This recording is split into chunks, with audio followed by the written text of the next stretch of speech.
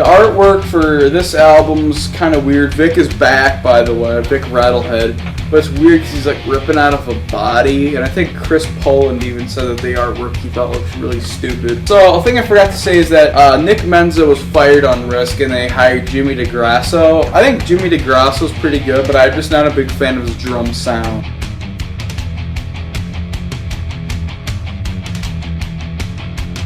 So on this album, Marty Friedman decided to leave because he felt like his abilities weren't being used. They got Al Pitrelli, who's a session guitarist, who's okay, but it's kind of lame because he's not really a permanent member. This album came out in 2001. It was meant to be the return to form for Megadeth. I think Dave said something about this is the last ship getting back to its destination. It's more like, as Dave Ellison had said, it's kind of more of a sacrificial lamb. So the first song, Disconnect, is actually really great. Easily, in my opinion, one of the best Megadeth songs. It's really well developed and easily better than pretty much most songs off Cryptic Writing.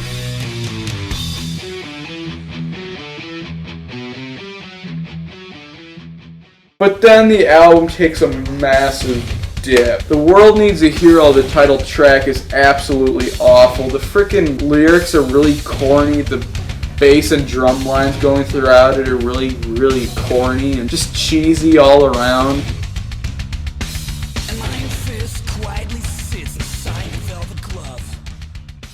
And then Motorcycle, it's not that great. I don't hate it like most of the people, but it's just not that good at all. It's kind of trying to be like a hit single, but fails.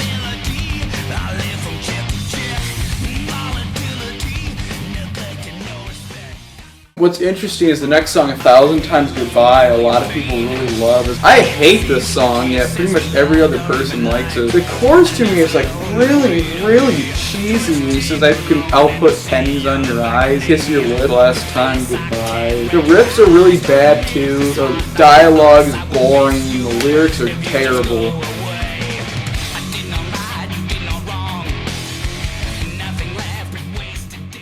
The next song, Burning Bridges, actually really like. It's kind of different for Megadeth, and the main riff isn't that interesting, but the part where it picks up, where Dave sings a lot more vicious, and then it goes into the chorus. The chorus is a little annoying though, because he's just kind of doing this kind of thing with his voice, but I still think it's a good song.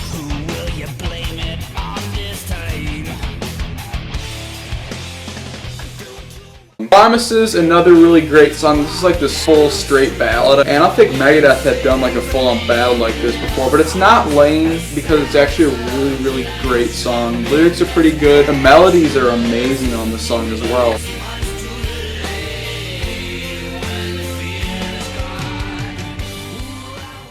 Recipe for Hate, Warhorse is actually, in my opinion, a really good song. A lot of people don't really like it. I think the lyrics for the Recipe for Hate part is really cool, and I like the bass line that goes throughout it. It reminds me of Five Magics a lot. Overall, I think it's a pretty nice song.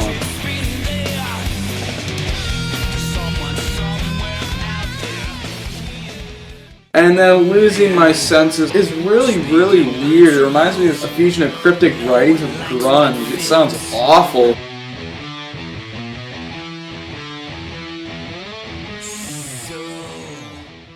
Dread in the Fugitive Mind is an interesting song. A lot of people call it Sweating Bullets Part 2 because it has the kind of same thing, same riff, where Sweating Bullets is like dun-dun-dun, and then it has Dave singing, and then dun-dun-dun. I really like it, even though people say they kind of rip themselves off. They rip themselves off a lot on this album, and that's even more prevalent on one of the songs later. But other than that, I actually really like this song.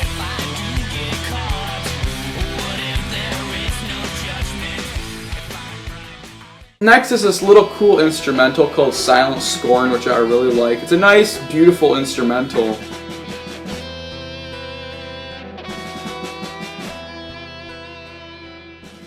And that leads into the song Return to Hangar. It's so much ripping off that it's ridiculous. The freaking lyrics are cringeworthy. The riffs are alright. Then when I think the song's about to be cool, it's like this really cool twin lead part, not necessarily solo, but just both leads playing together for the solo section of the song. Although it sounds exactly the same, like that lead part at the end of Seventh Son of a Seventh Son. Then it goes in this really cool solo section, but then ripping off ensues again, because one of the solos sounds exactly like the Conjuring solo, but then at the end Dave just does this stupid Kirk Hammett thing. So it sounds like a Kirk Hammett solo where he rips himself off and then makes it sound even dumber.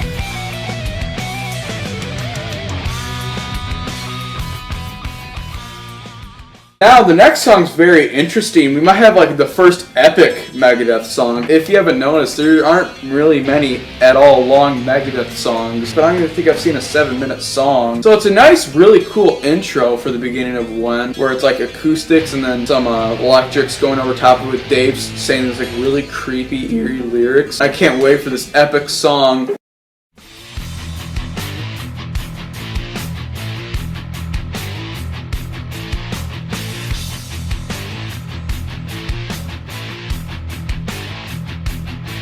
Which turns out to be Am I Evil, but not nearly as good. Megadeth went so far as to even get the permission to release this on the album from Diamond Head because it sounded so much like Am I Evil, and it pretty much is Am I Evil, except Am I Evil's way better. Which really sucks because I wanted this song to be cool because I really liked that intro.